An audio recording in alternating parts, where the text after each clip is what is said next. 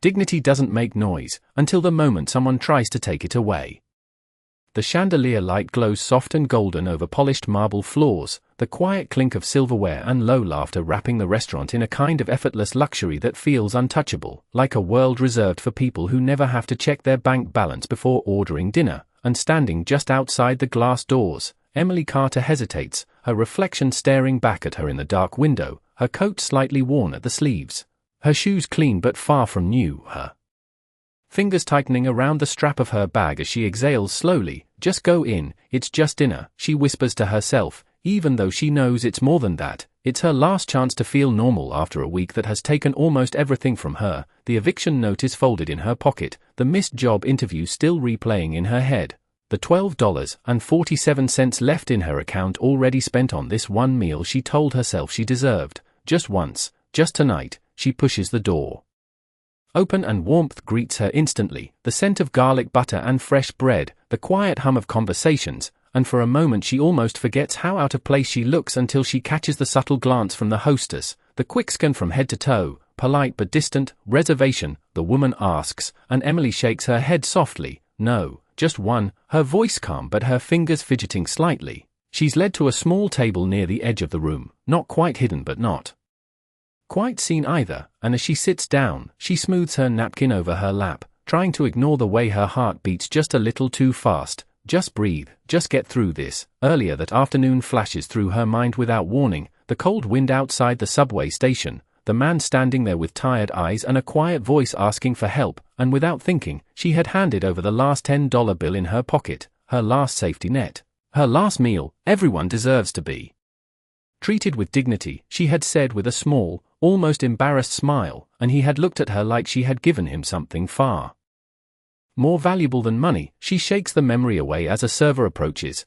placing a glass of water in front of her. She thanks him softly, trying to settle into the moment. Maybe tonight could still be okay. Maybe this small act of normalcy could hold her together just a little longer. But then it happens, subtle at first, a pause, a whisper between two staff members, a glance in her direction that lingers too long. The manager approaches.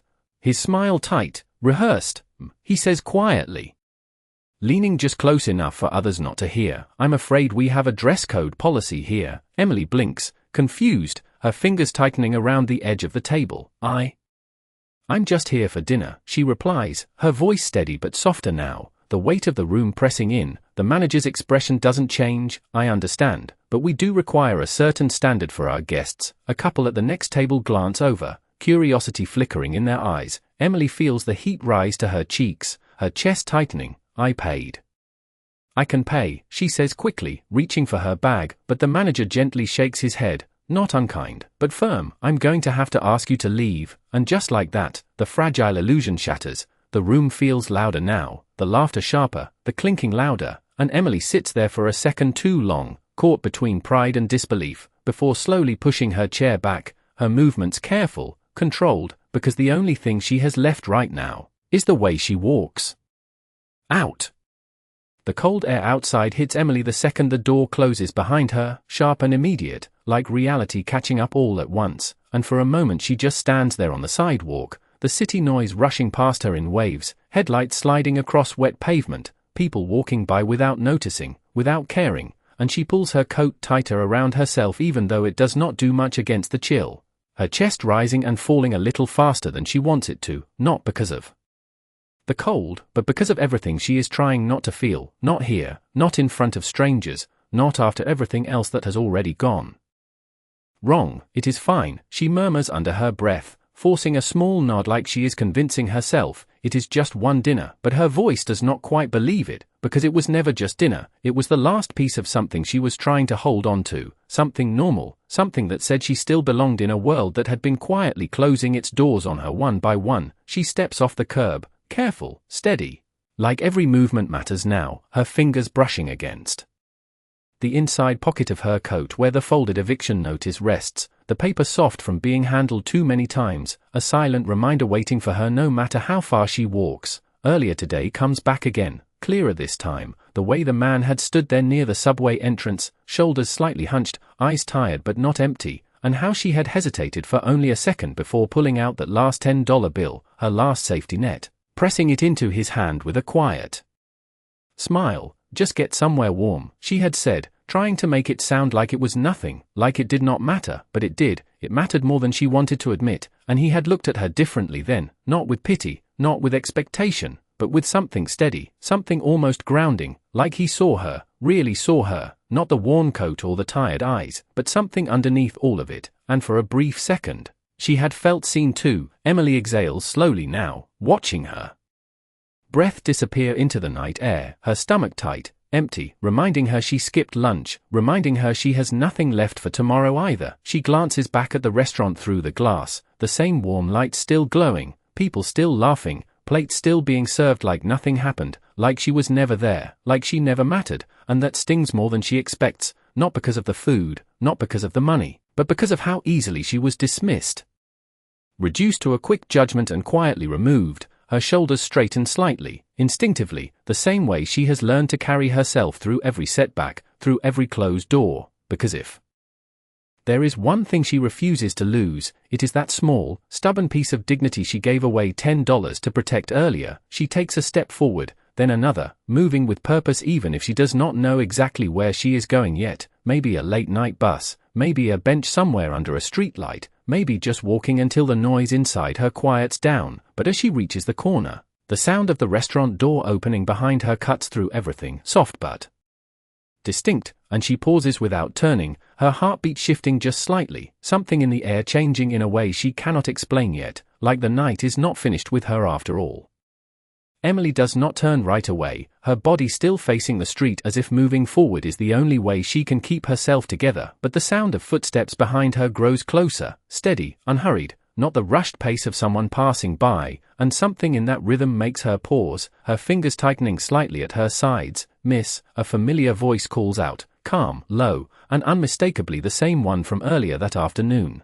And that is what finally makes her turn, slowly, cautiously, her eyes lifting to meet his, the man from the subway station standing just a few feet away, his posture straight now, his presence somehow different, more grounded, more certain, even though he is still dressed simply, still blending into the night like any other passerby. But there is something in his expression that does not belong to someone invisible, something composed, controlled, and Emily blinks in quiet surprise, her breath catching for just a second. "You," she says softly, almost unsure if she is imagining it, and he nods once, a faint smile touching his lips. "I was hoping I would find you before you left," he replies, his voice steady, and for a moment neither of them speaks, the city noise filling the space between them, distant sirens, passing cars, footsteps echoing against the pavement. Emily glances back toward the restaurant, then back at him, confusion flickering across her face.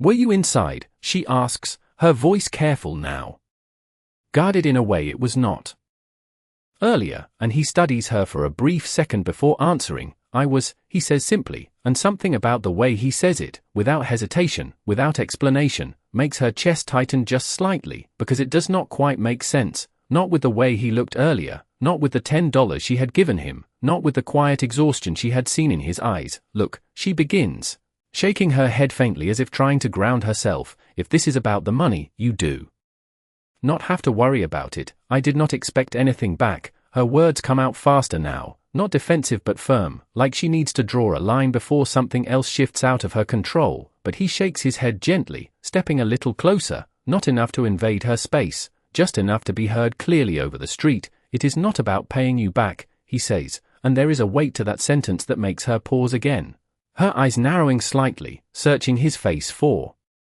something she cannot quite name. "Then what is it about?" she asks quietly, and for the first time, his gaze softens in a way that feels deliberate, like he has already made a decision. "It is about what you said," he replies, and she frowns, confused. "What I said?" He nods once more. "Everyone deserves to be treated with dignity," he repeats, the words landing between them like something solid, something that cannot be ignored. And Emily feels a flicker of something inside her chest. Something between recognition and disbelief, because those were her words, spoken casually, without expectation, and yet here he is, repeating them like they mattered, like they meant something more than just a moment between strangers. "I meant that," she says after a second, her voice quieter now but no less certain, and he studies her carefully, as if confirming something he already believes. "I know you did," he answers, and there is a pause, a shift, something unspoken building beneath the surface, and then from behind them, the restaurant door opens again, louder this time, voices spilling out, and the manager steps outside, scanning the street, his expression changing the moment his eyes land on the man standing in front of Emily, the confidence in his posture faltering, replaced by something sharper, something closer to alarm, and Emily notices it immediately, the way the manager straightens, the way his tone changes as he approaches. "Sir," he says, suddenly respectful in a way he was not minutes ago, "I did not realize you were here tonight," and Emily's gaze flicks between them, confusion deepening, her heartbeat picking up again.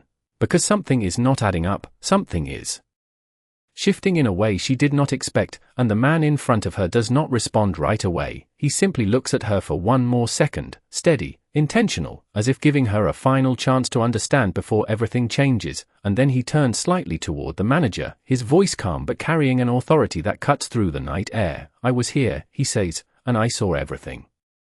The manager's voice tightens as he steps closer, his earlier authority replaced by something far more careful, almost cautious. "Sir, if there has been any misunderstanding, I can explain," he says quickly, his eyes flicking briefly toward Emily before returning to the man in front of her. But the man does not look at him right away, his attention still on Emily, as if the rest of the world can wait a second longer, and in that pause, something shifts in the air, subtle but undeniable, like the balance of the moment has quietly tilted. Emily feels it before she fully understands it, her heartbeat steady but heavier now, her gaze searching his face again, trying to reconcile the man who stood in the cold asking for help with the one standing here now, calm, composed, and somehow completely unshaken. "You should not have been asked to leave," he says to her finally, his voice low but clear, and the certainty in it makes her blink, caught off guard not by the words themselves, but by how absolute they sound, like a statement of fact rather than an opinion. She opens her mouth slightly, unsure how to respond. "It is fine," she starts to say out of habit, out of reflex, but he shakes his head gently, cutting her off without raising his voice. "No," he says, and that single word lands with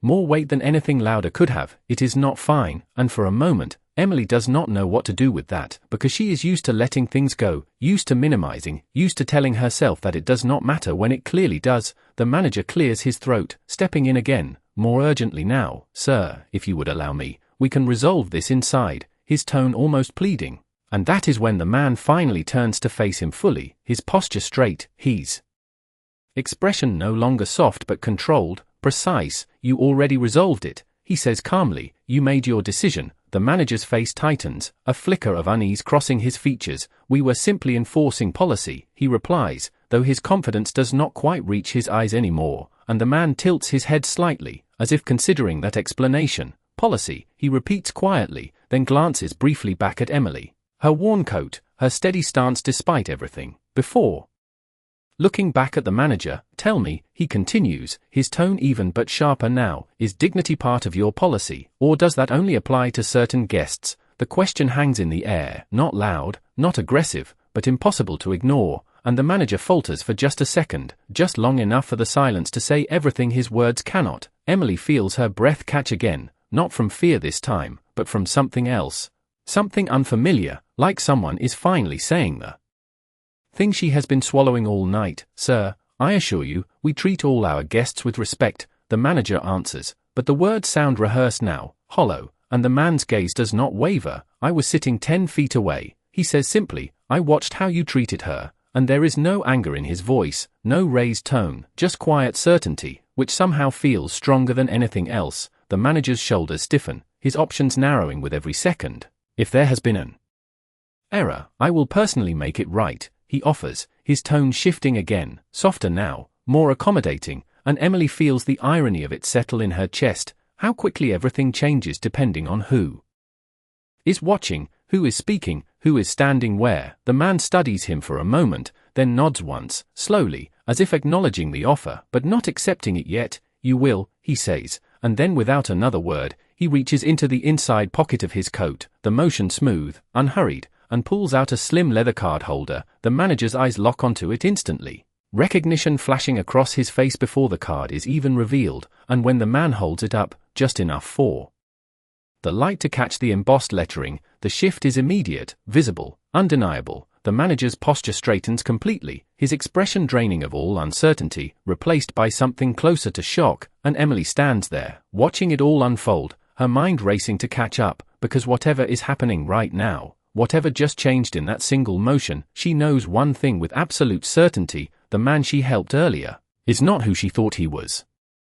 The manager's hand trembles just slightly as he takes the card, his eye scanning it once, then again, as if hoping he read it wrong the first time, but he did not, and the shift in him is immediate, unmistakable, his shoulders pulling back, his voice catching before he can steady it. "Mr. Hayes." "I did not realize," he begins, but the man, Daniel Hayes, closes the distance by a single step, not aggressive, not rushed, just enough to make the moment undeniable. "No," Daniel says calmly, his voice even but carrying a quiet authority that silences everything around them. "You did not realize," and the weight of that sentence settles over the manager like a spotlight, exposing every decision he made just minutes ago. Emily stands a few feet away, her breath shallow now, her thoughts trying to catch up to what she is hearing. Hayes, the name echoes in her mind, something familiar, something she has seen before on headlines, on articles she scrolled past without thinking twice, and now it stands right in front of her, the man she handed her last $10 to, the man she thought needed help. "Sir, I can fix this immediately," the manager says quickly, his tone shifting again, now urgent, now eager.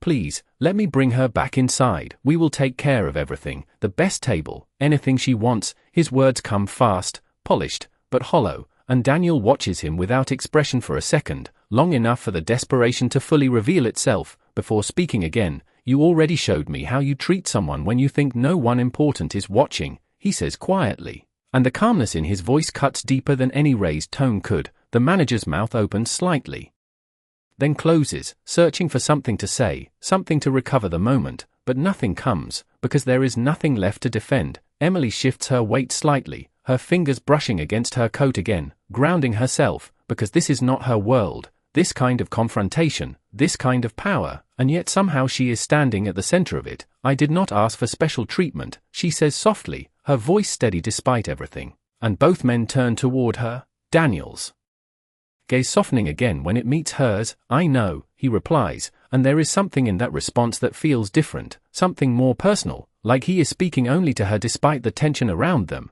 "That is exactly why this matters," he adds, and Emily feels that same flicker in her chest again, that quiet recognition that this moment is not about a free meal or a better table, it is about something deeper, something she tried to protect earlier without even knowing it. The manager nods quickly, almost too quickly. "You are absolutely right, sir, we failed to uphold our standards. It will not happen again," he says, his tone now fully submissive, fully aware of the consequences hanging in the air. Daniel studies him for one more second, then slips the card back into its holder with the same calm precision he showed before. "It will not," he agrees, and there is a finality to it that leaves no room for doubt.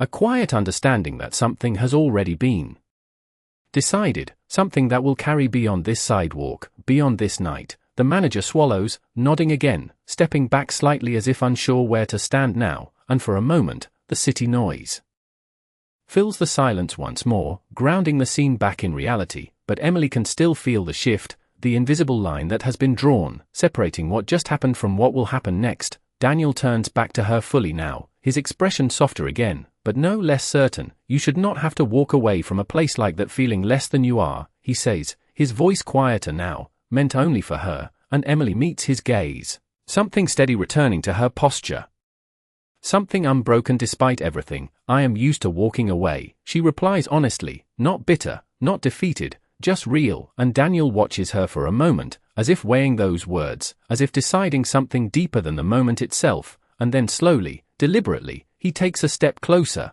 closing the space between them, the city fading slightly into the background as his next action begins to form, something unexpected, something that will change everything she thought this night was going to be. For a brief second, the world seems to slow, the passing cars, the distant chatter, even the faint hum of the restaurant behind them fading into something quieter, something distant, as Daniel stands in front of Emily with a stillness that feels intentional, like every movement that comes next has already been decided long before this moment, and then, without raising his voice, without asking for permission from the crowd or the manager still standing nearby, he does something no one expects.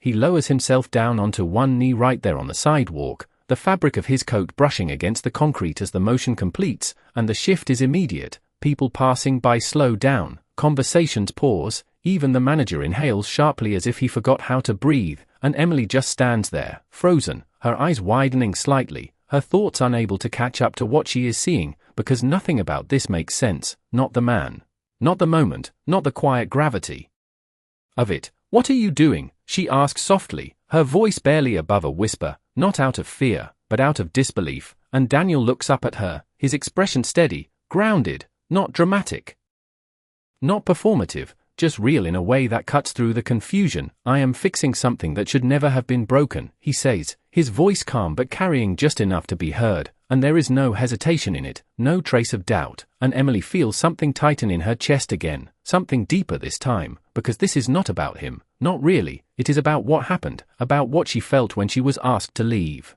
about the quiet humiliation she tried to walk away from without letting it show. "You do not have to do this," she says quickly, her instinct pulling her back from the attention, from the weight of eyes that have started to gather around them. But Daniel shakes his head gently, his gaze never leaving hers. "Yes, I do," he replies, and then, slowly, deliberately, he reaches into his coat pocket and pulls out a folded bill, worn slightly at the edges, familiar in a way that makes her breath catch before she even sees it clearly, and when he holds it up between them, the streetlight catching just enough of its surface, she recognizes it instantly, the same $10 bill she gave him earlier, the last thing she had to offer without expecting anything in return. "You gave me this when you thought I had nothing," he says quietly, his voice softer now, meant for her more than anyone else, "and you gave it without hesitation, without judgment, without asking who I was." Each word lands gently but firmly, echoing something she had not realized mattered this much until now. "You saw a person, not a situation," he continues, and Emily feels her throat tighten slightly, her fingers curling at her sides as she listens, because she remembers that moment clearly, but she never thought it would come back like this, not in front of strangers, not with this kind of weight behind it. "And tonight," Daniel adds, his tone shifting just enough to carry the truth of what happened, "you were treated like you did not deserve to be here." He pauses, just long enough for the contrast to settle in, the memory of her kindness against the reality of her humiliation. "That is not something I can ignore," he finishes, and the simplicity of that statement makes everything else fall away, the noise, the crowd, the tension, leaving only the two of them in a moment that feels unexpectedly personal despite being completely public. Emily exhales slowly, her eyes dropping briefly to the bill in his hand, then lifting back to his face, searching, questioning, trying to understand why this matters so much to him, why he is here, why he is doing this. And Daniel holds her gaze without hesitation, as if the answer is already clear, even if she has not fully seen it yet, and then, with the same calm certainty, he extends the bill toward her, not as repayment, not as a transaction, but as something else entirely, something symbolic, something that is about to change what this moment becomes. Emily does not take the bill right away, her hand hovering slightly in the air as if the space between them has suddenly become heavier, more meaningful than it should be for something as simple as $10, and she looks at it, really looks at it now, the faint crease along the middle, the worn edges, the exact same bill she let go of earlier without a second thought, and her chest tightens, not from regret, but from the weight of what it represents in this moment. "I did not give it to get it back," she says quietly, her voice steady but softer now, more vulnerable than before, and Daniel's expression shifts just slightly, not surprised, not offended, but understanding, as if that is exactly what he expected her to say. "I know," he replies, and his hand does not pull away, it stays there, extended, patient. "That is why I am not giving it back," he continues, and that makes her pause, her eyes lifting to meet his again, confusion flickering across her face. "Then what is this?" she asks, her voice barely above a whisper now, and Daniel takes a small breath, as if choosing his words carefully, not because he is unsure, but because he wants her to hear them clearly. "This is a reminder," he says, his tone calm, grounded, "for me, and for everyone watching," he adds, his gaze briefly shifting outward before returning to her, "that value is not something you wear, or something you prove, it is something you show when no one is keeping score." And the words settle into the quiet space around them, simple, but undeniable. Emily feels something shift inside her again, something that has been fragile all night slowly steadying itself, like a piece of her that refused to break, is finally being seen, truly seen. You already proved that today, Daniel continues, lifting the bill slightly before lowering it again, not as an offer now, but as a symbol held between them, and I will not let that go unnoticed, he adds.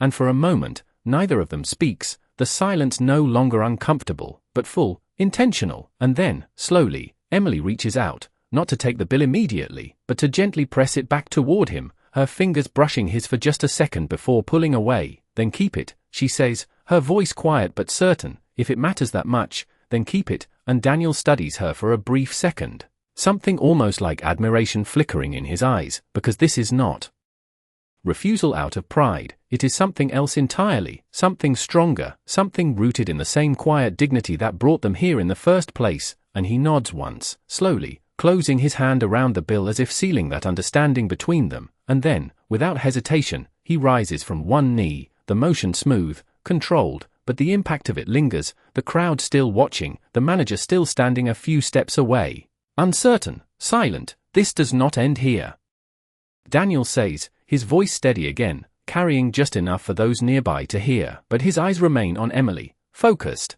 deliberate. Not for you, he adds, and there is something in that statement that feels like a promise, not vague, not empty, but specific in a way she cannot yet fully grasp. Emily tilts her head slightly, searching his face again, trying to understand what he means. What comes next after a moment like this? After everything that just happened, what does that mean? She asks, and Daniel allows a small, almost subtle smile to form, not playful, not distant, but assured. It means you are not walking away tonight, he says simply, and the certainty in his voice makes her pause.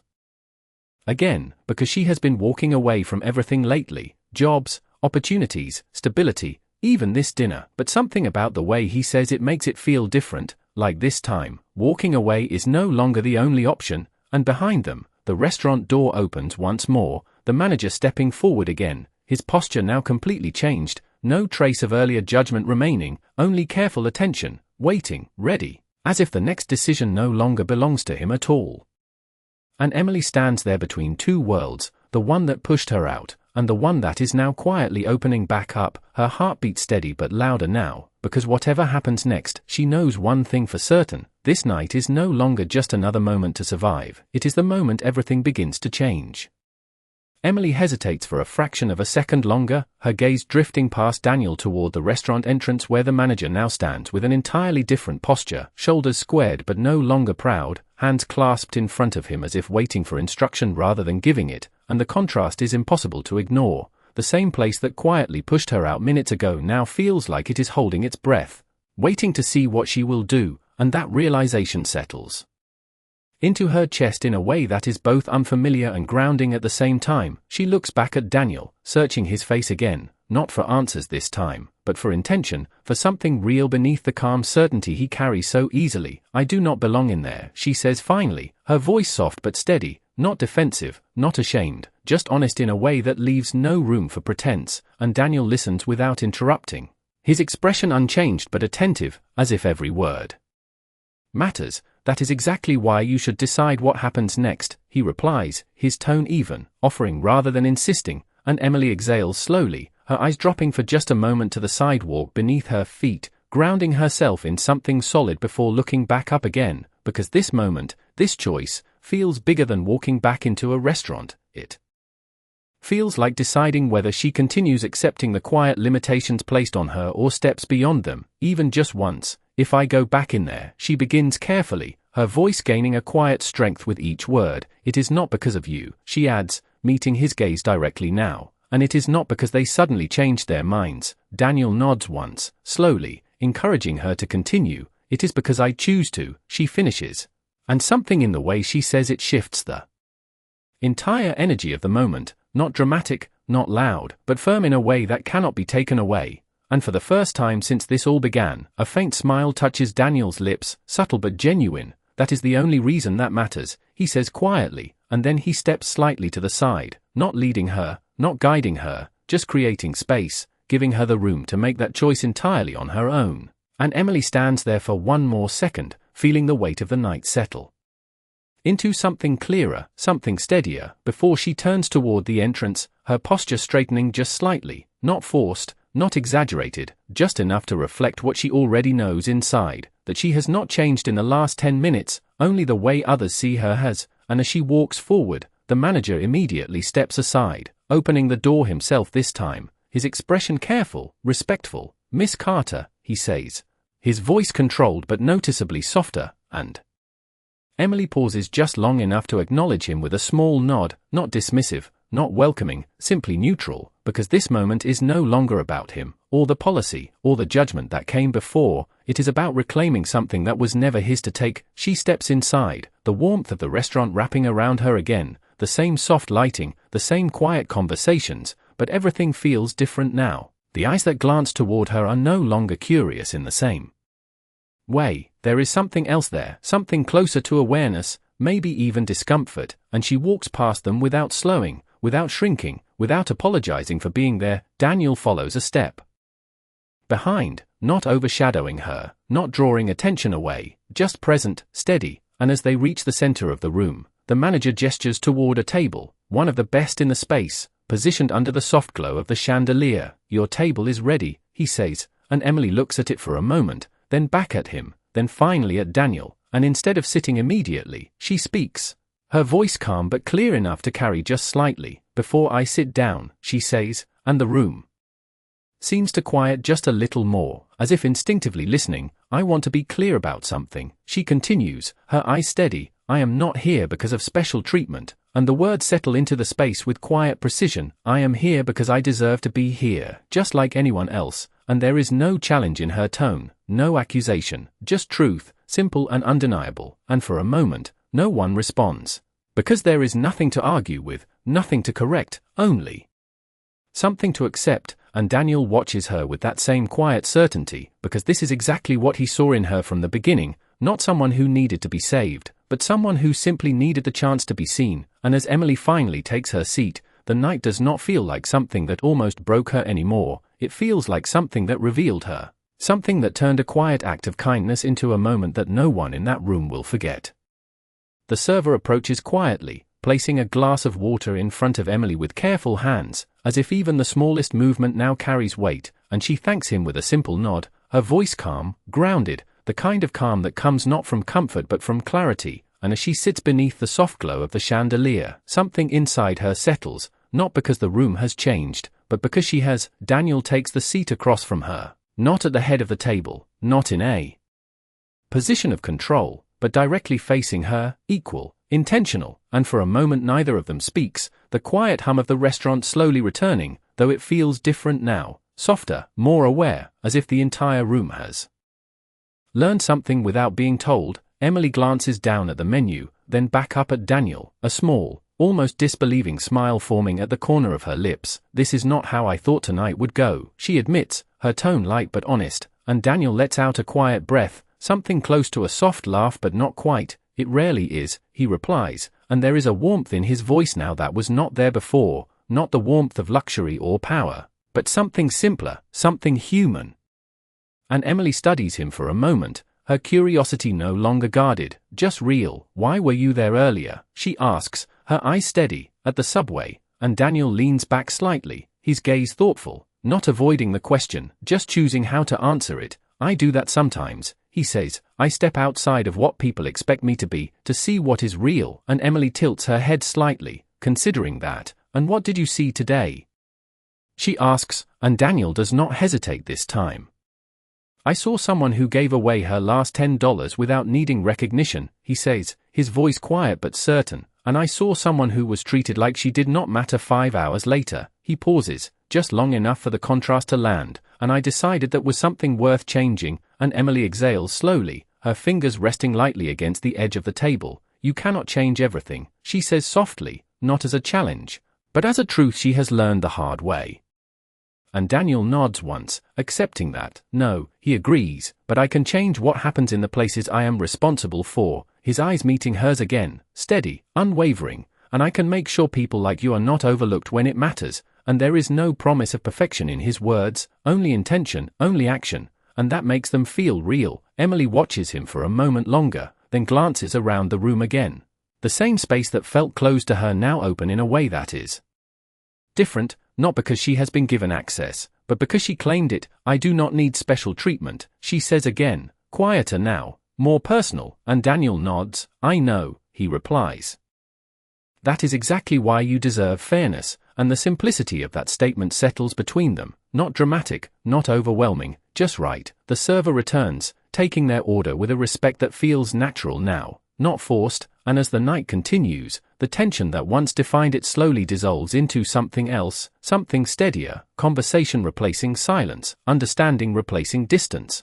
And when the meal finally ends, the city outside no longer feels as cold as it did before. Emily stands at the entrance once more, her coat wrapped around her, but this time her posture is different, her steps lighter, not because her problems have disappeared, but because something inside her has shifted, something stronger than circumstance. Daniel stands beside her, not in front, not behind, just there. What happens now? She asks quietly, and he considers the question for a moment before answering. Now, he says, you do not walk alone, and there is no pressure.